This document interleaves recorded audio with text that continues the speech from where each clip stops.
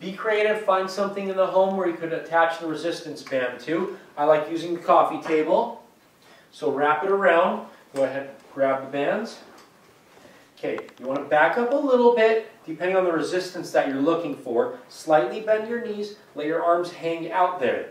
Now, you want to come up to your ears. So come up, curl it, beautiful. You want your hand, elbow, shoulder all lined up. You don't want your elbows inward or outward. You want to keep them perfectly lined up with your arm, your shoulder, your elbow, and wrist. That way you work the bicep most effectively.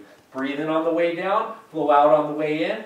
Her neck, she's looking nice and straight. Knees are slightly bent, abs are tight.